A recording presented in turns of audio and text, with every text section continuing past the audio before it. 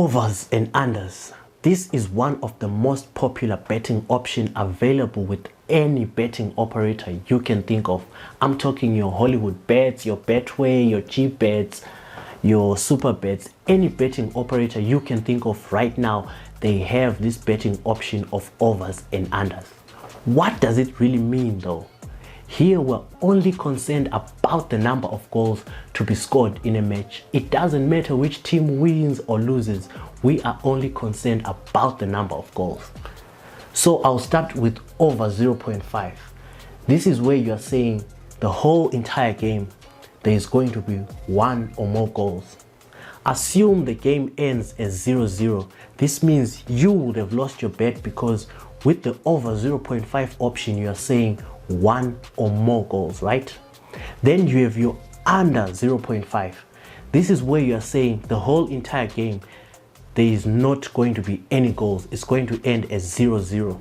So assume the game ends with 1-0 or 2-0. This means you would have lost your bet because the under 0.5 option means no goals, 0 goals at all. Let's move over to over 1.5. This is where you are saying the whole entire game there is going to be 2 or more goals. Assume the game ends as 1-0. This means you would have lost your bet because the over 1.5 option means 2 or more goals, right? Then you have your under 1.5. This is where you are saying 1 goal and below, right? Assume the game ends with 2 or more goals. This means you would have lost your bet because the under 1.5 option means 1 or less, 1 and below, right? Then we move over to over 2.5. This is where you are saying the whole entire game we are having 3 or more goals, right? Then assume you have 1 or 2 goals that particular game. This again means you would have lost your bet because with this over 2.5 option you are saying 3 or more goals, right? Then you have your under 2.5. This is where you are saying 2 goals and below.